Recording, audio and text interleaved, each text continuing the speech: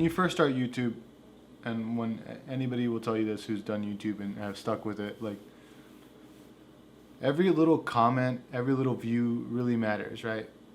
Especially when you're first starting out. Like we would get like 90 views on a video, or we would get over 100, and we'd like be pumped. We wouldn't celebrate it, but we would definitely be like, "Damn, dude, we got 200 views on a video! Like, oh my god!"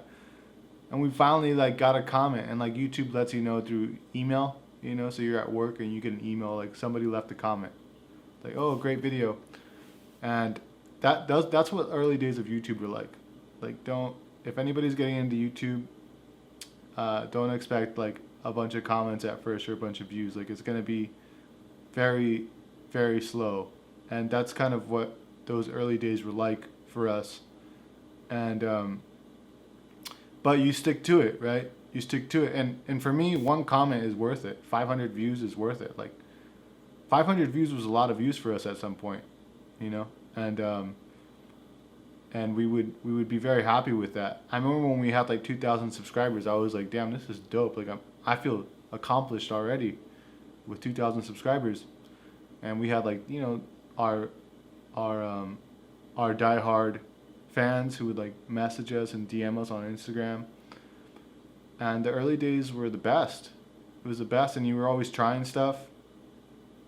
Now I'm kind of like, we kind of have this niche that we kind of have to stick to. I think we're gonna pivot a little bit into other kinds of videos, but right now, like people are subscribing to us for a certain reason, and that's for sneaker history, right? But we're gonna make other kind of videos very soon, and the way we went from 1,000 to 10,000 was through that champion video that I was telling you about. It was it was funny. It was like Christmas Eve. I'm Mexican American, and my family celebrates Christmas on Christmas Eve, and we have like a big party, and our family gets together, and we celebrate until midnight.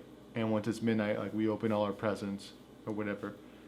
That's always been our tradition. And me and my brother were hanging out, and it's fun. This is crazy. It's on Christmas, man. Suddenly, like we're like phones blowing up, and we're looking, and that champion video that I uploaded 7 months ago or something crazy like that suddenly went from like having 700 views to like 400,000. And over the course of like the next by the time it was like January or February, we had like 11,000, 14,000 subscribers just off the success of that video. And we replicated that several times throughout, since then. We've gone viral several times with those videos, those history videos, and that's how we've been able to grow. You know what I mean?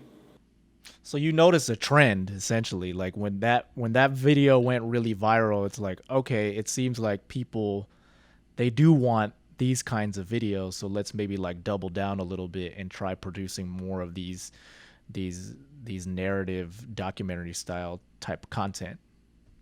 It was definitely that, but it was also more of like to be honest, like I was scared when that happened, because I was like, damn, I made that video by myself. My brother didn't even help me with that video. Like, and this is about me and my brother. Like, this is born out of like love for my brother, and I want to do this with my brother. Like, I don't want this to be just me. So we still did the Ross Finds videos. So we did that video, and then after that we would do a Ross Finds video. Then we would do a sneaker history video, then a Ross Finds video, then sneaker history. And the Ross Finds videos just weren't getting love, and it was just like, all right, we got to make like a business kind of decision to just do sneaker history, because that's what works and that's what people want, and that's why people were subscribing to us. So, but at first, no, it wasn't that apparent. It was like in question, like, man, like we should just do this because this went viral. But at the same time, it wasn't like like we knew, like, oh shit, we went viral, we got to double down on this. It wasn't like that. It was more of like a slow realization and a slow acceptance. Like, okay, we've pigeonholed ourselves here. we've got to do this, and that's what's been that's our MO. Sneaker history. That's our niche. There's nobody else on YouTube doing this. at this level in our niche, and I think even if we stop doing it right now, I think we've covered most of the iconic shoes in at least Nike's catalog, and Jordan, and all the shoes that matter in culture. And even if we stop doing sneaker history videos and we just do like reviews of shoes like most sneaker YouTubers do, and we go back to vlogs, like I'm very proud of what we've done. Like I'm super happy with the subscribers we have, and I feel like mission's been accomplished a long time ago for us in terms of like fulfilling the